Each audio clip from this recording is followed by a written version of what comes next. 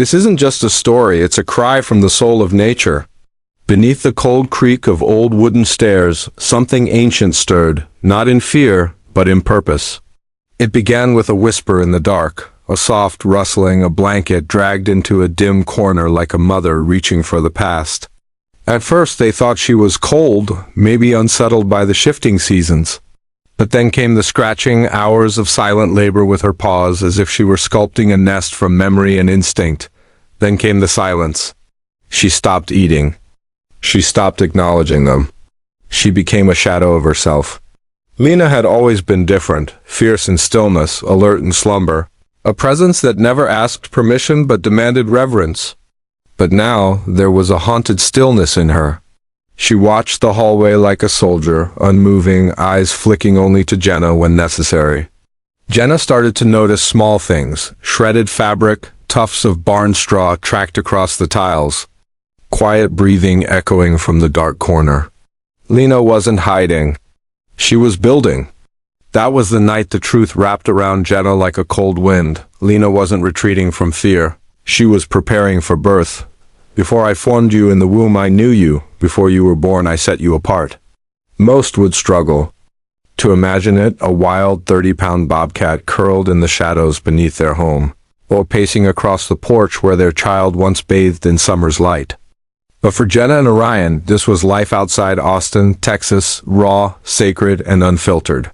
They operated a licensed wildlife refuge, rescue, rehab, release. That was the mission. But Lena, she had never left.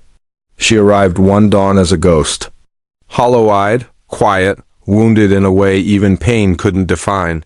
She never hissed, never attacked. She just existed. They had missed it in those first moments. Her trembling wasn't from terror. It was trauma. Now, her eyes found Jenna's from beneath the staircase. They were wide and knowing, ancient like the hills that had borne her. Jenna crouched, her voice soft as wind. Lena? No response, not fear, not flight, just awareness. Jenna's hand hovered above Lena's belly. Some quiet ache pulling her forward, but a deeper instinct told her not to touch. She didn't need proof. She knew. That night, silence wrapped their home like snowfall. Jenna and Ryan lay awake, listening for the whisper of birth, for the soft sound of paws arriving into a world that had almost stolen their mother. But in the dark, Jenna saw her again, not as she was now, heavy and hidden, but as she had first been. Alone and bleeding. A storm wrapped in fur. The Lord is close to the brokenhearted and saves those who are crushed in spirit. The call had come just after sunrise, and it never left Jenna's bones. 20 miles outside Austin, a rancher's voice quivered through the line. She's big, she's injured, she's not moving, just staring. Animal control wouldn't come. Too remote, too dangerous. But Jenna heard something else in the man's voice. Not fear, discomfort. She's not acting right. He had said, she's not running. Dust rose like smoke behind their truck as they tore across the cracked plains, the land scorched and air too quiet. There, pressed against the sliding glass of a ranch home, crouched a silhouette that took Jenna's breath, a bobcat. Her paw curled under her chest, blood dried along her ribs, but her gaze wasn't wild. It was pleading, desperate. She didn't flinch when they stepped onto gravel. Only her tail twitched, weakly. She tried to bite my dog, the rancher snapped. I want her gone. Jenna didn't answer. She was already kneeling, heart pounding. This wasn't rabid madness. This was a soul unraveling. Lena's body trembled like leaves in winter. Her mouth parted slightly as if trying to scream, but nothing came. She's bleeding out, Jenna whispered. If we wait, she won't make it. The rancher muttered something, pulling out his phone.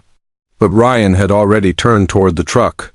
Do not forget to show hospitality to strangers, for by so doing some have entertained angels without knowing it. The crate creaked open, a blanket, gloves, breath held. Jenna crouched by the glass, her voice nothing but prayer.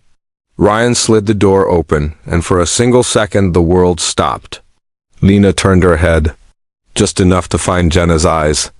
And she stepped inside, not with defiance, not in panic, but in surrender.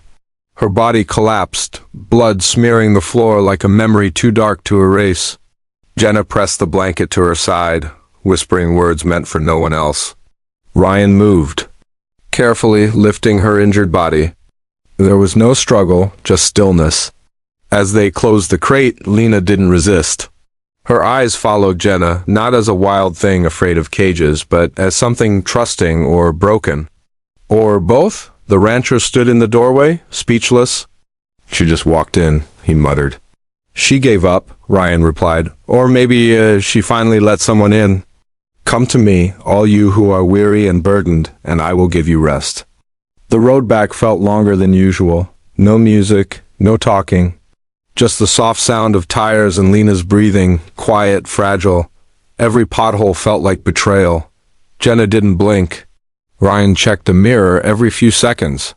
In the back seat, the crate barely moved, as if containing a secret too sacred to disturb.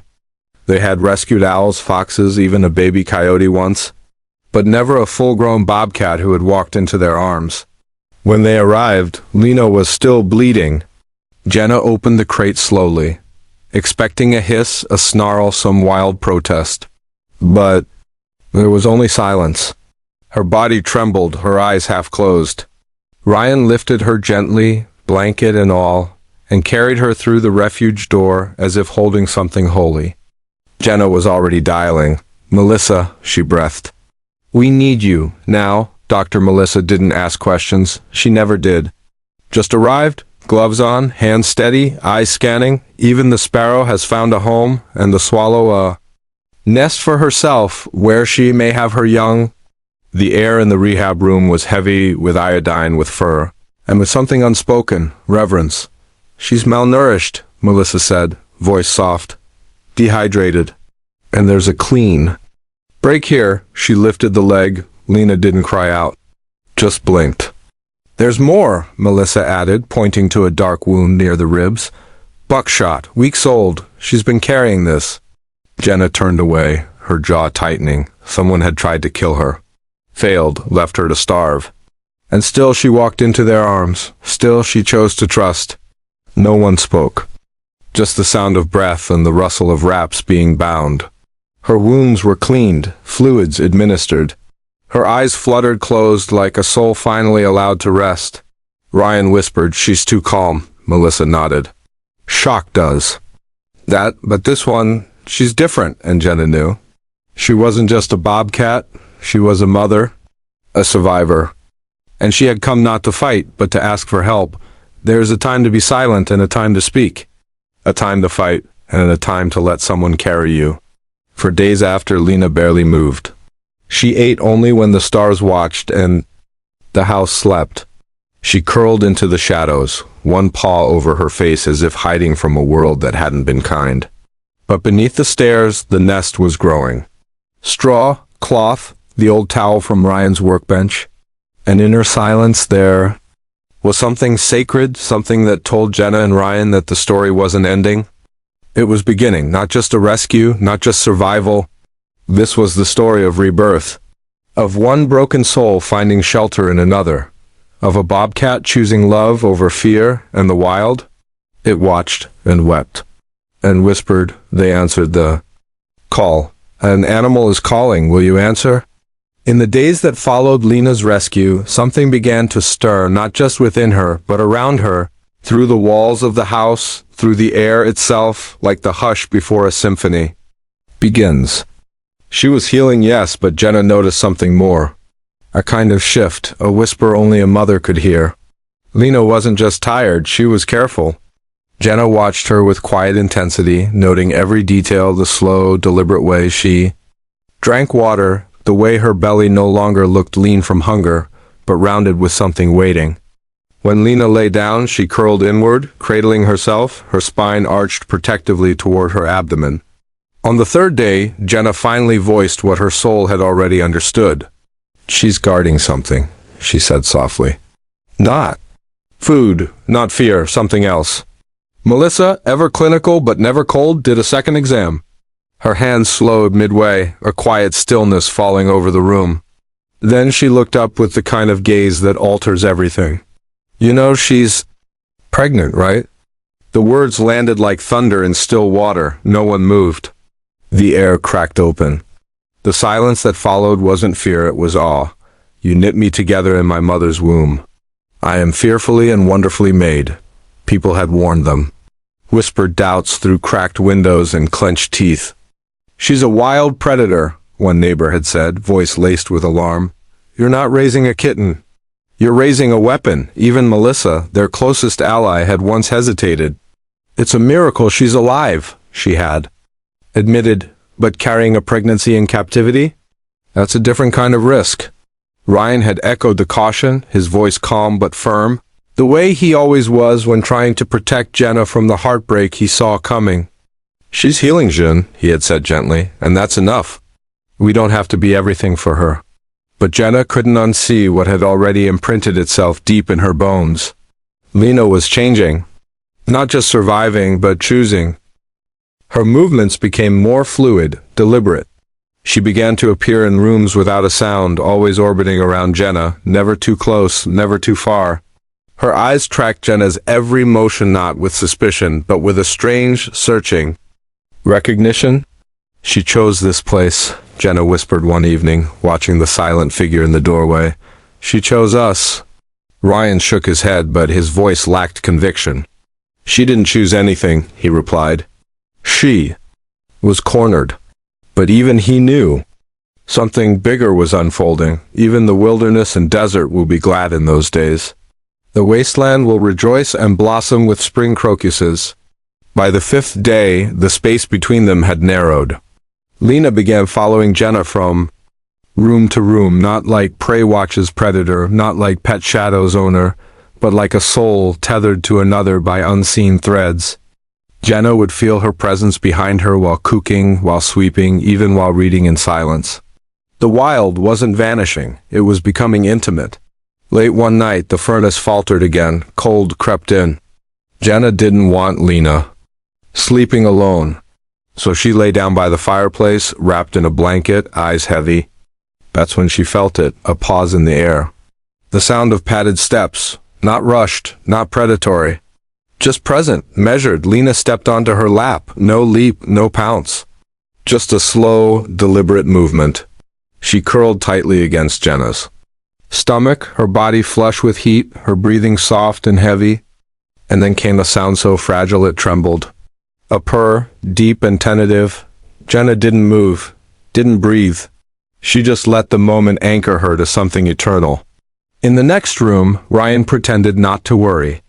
But when he entered and saw them, his steps halted mid-air.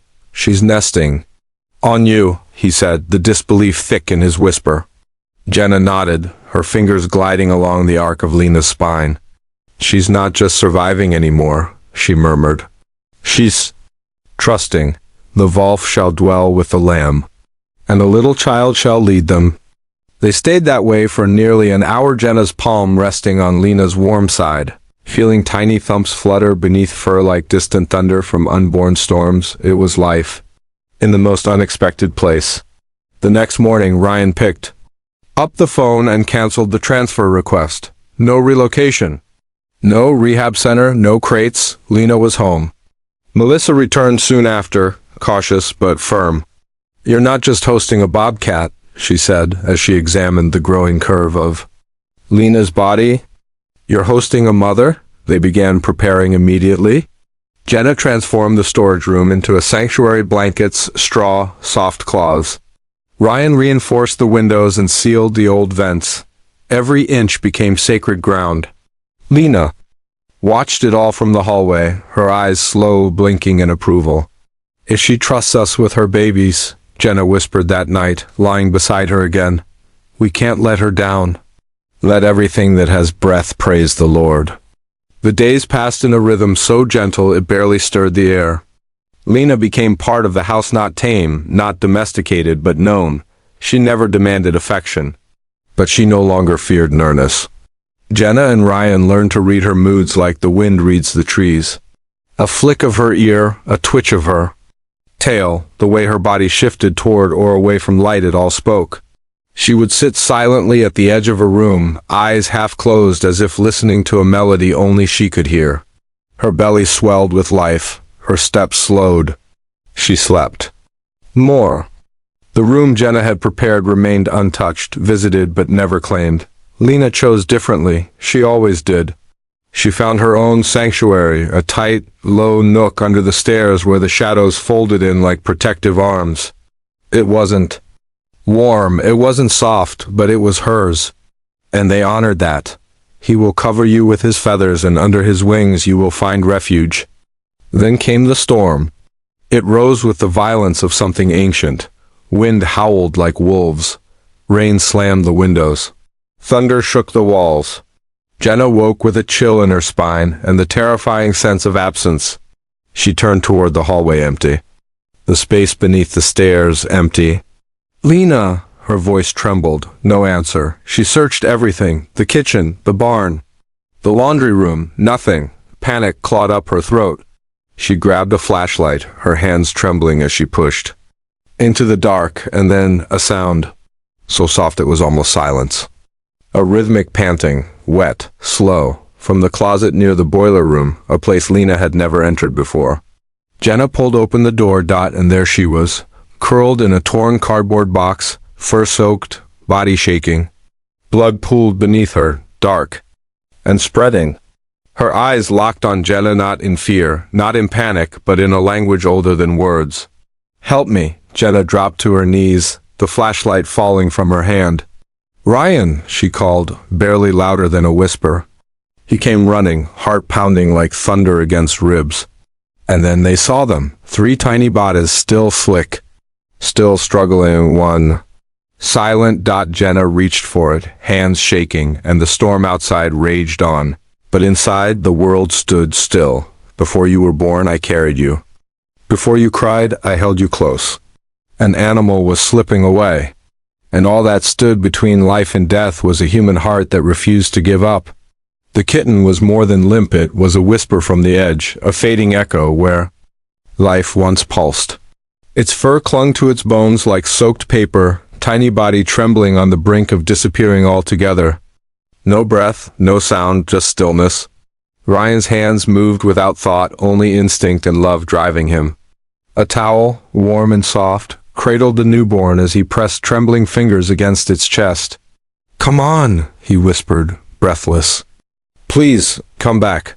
A single puff of air, then another, then compressions as delicate as hope itself. Lena didn't move, her feline eyes locked in a kind of frozen prayer. Every beat of Ryan's hands seemed to echo inside her too. Then there, a twitch, so small it could have been imagined. Then a gasp, a tiny, broken sound like the world catching its breath. The kitten's chest rose once. Then again, Jenna sobbed. Ryan's head dropped forward in disbelief, a silent thank you to the unseen. Lena let out a low, cracked chirp, raw, almost human in grief and gratitude. It shattered the silence like glass breaking under pressure. And in that gasp, that impossible second chance, they all collapsed, walls dropped, tears flowed. And none of them would ever be the same again. The righteous care for the needs of their animals, but the kindest acts of the wicked are cruel. In the stillness after the storm, something sacred was born, but no one was ready for what it would cost. The sun rose quiet and cautious, peeking through thick clouds like it, too, was afraid to disturb the hush in the house. Jenna stepped carefully, cradling a bowl of clean water and towels, her breath shallow, heart suspended between awe and dread. She opened the closet door slowly. There Lena, still curled tightly around 3 newborns, her damp fur clinging to her ribs like armor, her body trembling yet unyielding. One kitten suckled blindly, another squirmed toward warmth. The third, barely the size of Jenna's hand, slept like a secret, unmoving. These weren't just babies, they were miracles. Fragile things from another world. Their eyes sealed, their ears folded, their legs twitching in slow, dream-soaked jerks. One shimmered red like burnt leaves. One was dark as soot with faint constellations of silver. And one, barely visible, blended into the blanket like breath into air. Lena never looked away. She licked, she guarded, she never left, not once, not for food, not for rest. Jenna knelt in silence, not to comfort, but to witness. Ryan offered minced rabbit and warm broth, but Lena didn't glance. Her body, broken with exhaustion, remained a fortress. For them, for the future, even the sparrow has found a home. A place near your altar, O Lord Almighty. In a dark closet, love became law, and 3 wild hearts began to rewrite the rules of survival. By day 3, the rhythm arrived: nurse, sleep, clean, repeat. Time softened. The closet was no longer a closet, it was a sanctuary. Jenna lined the walls with soft padding. Ryan removed the door and replaced it with a curtain to seal in the heat and hush the world outside. They didn't force anything. No petting, no names. Just presence, just patience. Then, on the 4th day, it happened. A squeak, high and defiant. One of them, the red one, pushed forward with unsteady limbs, his tiny legs awkward but determined. Jenna held her breath as he tumbled forward and landed against Lena's chest. She responded instantly, nudging him back into place with a soft press of her nose. They still didn't name them. It felt wrong. These weren't pets. They were something older, wilder, red, black, and ash. That's how they marked them. By shade, not ownership. Each one pulsed with a heartbeat that seemed to hum with ancient truth. Outside, the world kept spinning emails, calls, jobs, but inside, everything had tilted. No visitors, no social media, no proof to the outside world. Because this wasn't for anyone else, this was sacred. This was survival wrapped in fur and fragility. For every beast of the forest is mine, and the cattle on 1,000 hills. Eyes opened, and with them a world. But the house wasn't ready for what came crawling next. Weeks blurred into each other, days rising and falling like quiet tides. Then one morning it happened. Red opened his eyes, first cracked windows of pale blue staring into the light like he was discovering creation. Ash followed, his stare soft but steady. Black last, his gaze slow and reluctant, as though judging whether this world deserved to be seen. They were louder now, hungrier. They cried when Lena stepped away, even for a breath. When she returned, they rushed her with blind joy, their legs unsteady but fierce. Exploration followed. Jenna found Red pawing the curtain like prey. She laughed quietly and reached for him. He hissed, confused but unafraid, just wild. "They're getting brave," Ryan whispered behind her. "And fast." By the 4th week, the closet was no longer enough. They poured out like shadows, filled with curiosity and fire. Lena followed closely, not restraining, just watching. Ash vanished under a bed. Jenna dropped to the floor, heart racing, then heard the smallest growl from the dark. She smiled. "Still wild," she whispered, and in that moment they knew this wasn't just a litter. It was a legacy. The wild animals honor me, because I provide water in the wilderness and streams in the wasteland. They weren't raising kittens, they were sheltering a storm, and Lena was leading them into the wild one lesson at a time. The house adapted. Blankets covered the floor. Cabinets were sealed, sharp corners padded. They weren't raising cubs, they were surviving them. Lena taught in whispers and shadows. A flick of her tail, a sudden crouch, a leap at a fallen spoon. They followed without hesitation. Shadows became prey. Paper balls became tests of agility. One afternoon, Black stalked a curtain for 10 full minutes before launching with a chirp that rang through the room. Like triumph. "They're not pets," Jenna said from the doorway. "I know," Ryan replied, but he couldn't look away. Evenings were a calm sea. Lena curled in corners, her body a shield. The cubs sprawled across her like puzzle pieces of instinct and innocence. Jenna sat close. A book in her hand, eyes on the dance of shadows and tiny paws. The sounds were gentle now. Purring, chirping, whispers of wildness echoing through a home that had become a haven. But even in that peace, they all felt it something sacred and temporary. The lioness, though mighty, teaches her cubs to let go and grow wild. The letter came not with noise, but with the silence of heartbreak. It arrived like an afterthought. A plain envelope, tucked between utility bills and veterinary invoices. Jenna opened it casually, barely glancing, until the words caught her breath. Texas Wildlife Resource Agency. She read the header again, then again. Her fingers trembled. Ryan took the paper, his face hardened. His shoulders stiffened, the words were clear, final, cold. By law, wildlife born in captivity even under care must be surrendered to a certified facility before a designated age. The cubs had reached that age. No appeals, no discussion. Just a countdown, 10 days. Jenna sat down, her voice cracking. They want to take them. Ryan didn't speak. He just stared toward the hallway where Lena lay curled around her young. The sound of cubs chirping behind the curtain now felt like a farewell song. We raised them, he said. We saved them. Where were they when it mattered? Jenna whispered. But it doesn't count. Because they were born here. There is a time to gather and a time to let go. But no time is easy when love is on the line. 10 days, 10 chances, 10 final moments to hold on to something the world was trying to erase. They fought. They researched, called, begged. They read law after law.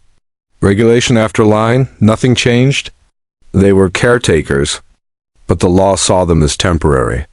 The cubs were now property of the state, releasable, relocatable. Lena didn't know, couldn't know, but she felt it. That night, Jenna walked into the nursery. Lena raised her head slowly, her eyes sharp but tired. The cubs squirmed in sleep, tangled like vines of living hope. Jenna sat beside them, her fingers brushing the edge of the blanket. How do you tell a mother that her children aren't hers anymore? That they belong to a system that never cradled them? She didn't speak, couldn't. 10 days. That's all. That was left. 10 days before their quiet world would be dismantled, one wild heartbeat at a time. Speak up for those who cannot speak for themselves, for the rights of all who are destitute. This isn't just a story, it's a cry from the soul of nature. And the world answered back. Wildlife code, licensing law. Emergency petitions, they were just words until they became weapons. Ryan paced the narrow hallway like a caged animal, his phone glued to his ear, voice cracking as he pleaded with strangers on the other end.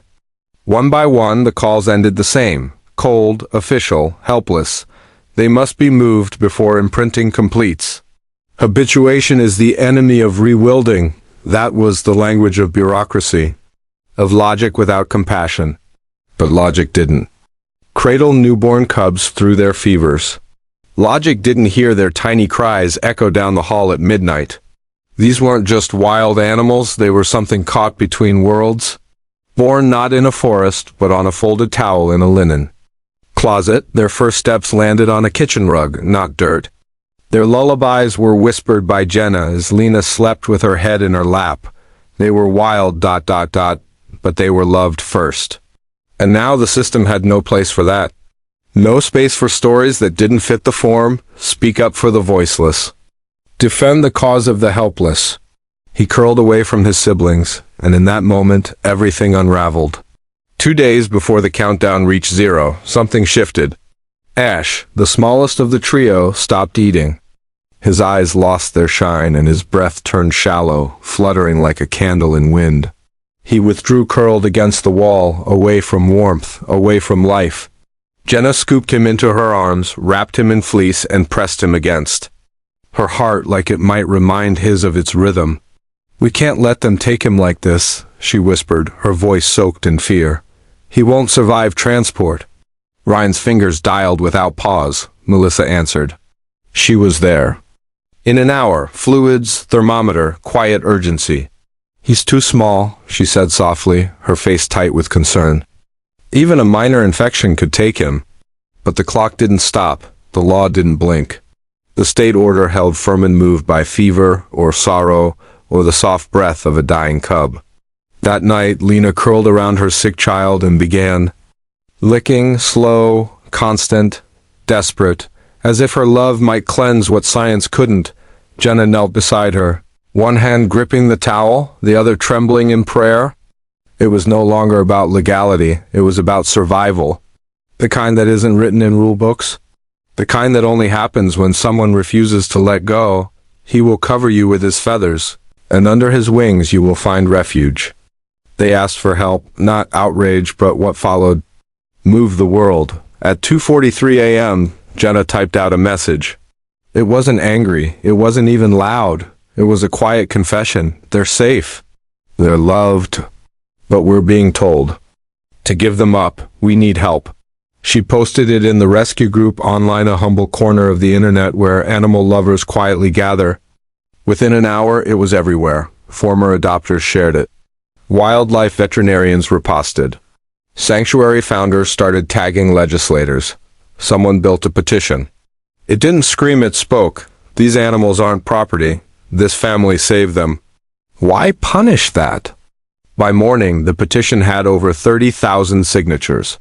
People from across the country poured into the comments, veterans, nurses, single mothers, retired teachers, all saying the same thing. This isn't just a law, this is a life. But still, the state didn't budge. The deadline hovered, unmoved. Jenna stared at the wall clock, then back at the cubs. All three were nestled in tight now, even Ash, his body still weak, but his tiny paw resting against his mother's nose. If we lose them, she whispered to no one, we lose her too. Do not be overcome by evil, but overcome evil with good. They said it was impossible, but when the right hearts answered, the rules began to bend. 3 days before the state would arrive, Jenna received an email. Her hands shook as she clicked. She expected the usual legalese, rejection, another blow. But these words blurred her vision for a different reason. Your facility has been approved for transition to registered sanctuary status under state wildlife provisions. The fight hadn't changed the law, but it had softened the hearts enforcing it. Somewhere, someone had made space for the exception. For the truth, this wasn't a violation. This was a sanctuary. Mountains of paperwork, pro bono legal help from a stranger who had seen the petition online, and dozens of calls had finally pushed the door open. The cubs could stay, so could Lena. This wasn't the end. It was the beginning of something they never dared hope for. With support from shelters, donations, and neighbors, the property transformed. Volunteers arrived with tools and timber. A fenced enclosure rose from the earth like something planted from compassion. Trees provided cover. Stones offered sun-warmed rest. And a platform was built low, just for Lena. She could rise above her world, watch it, guard it, own it. For the first time, they weren't just surviving. They were building something new. Unless the Lord builds the house, the builders labor in vain. They didn't release them. They didn't cage them. They simply let them be wild and safe. Ash recovered in fits and starts. He remained leaner than his brothers, softer spoken, the quiet heartbeat of the trio. Red was fire, always pouncing, chasing light like it owed him answers. Black was the shadow, always close to Lena, her mirror. Lena, too, changed. She know. Longer followed Jenna from room to room. She didn't need to.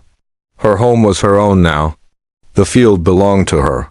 Her cubs no longer cried when she stepped away. They explored. Bold, brave, wild, Jenna stood at the fence one evening and watched the three of them vanish into the underbrush, then reappear in flashes of fur and play, tumbling, chirping, climbing.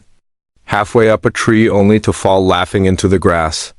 Lena rested nearby, her body a stretch of calm, her golden eyes sharp but soft. She didn't chase them. She didn't correct them. She watched, whole, unbroken, peaceful. Jenna wiped a tear from her cheek and whispered, "You did it, Mama. The desert will bloom like a rose, and joy will fill the wilderness." They weren't supposed to matter, but they did, and now they always will. This is the story of a mother who never asked for help. A mother who arrived on someone's land, wounded, bleeding, silent. And the world expected her to disappear. But someone saw her, not as a threat, not as a problem, as a life, a mother. And they said yes to her when the world would have said no. Her cubs were never supposed to live. Born in shadow, hidden in a closet, their futures should have ended before they began. But love changes everything. Compassion rewrites the rules. And now those cubs, once too fragile to lift their heads, run through grasslands beneath open skies, learning how to be wild with safety beneath their paws and trust behind their eyes. This wasn't just a rescue, it was a resurrection, a rebellion. A rewrite.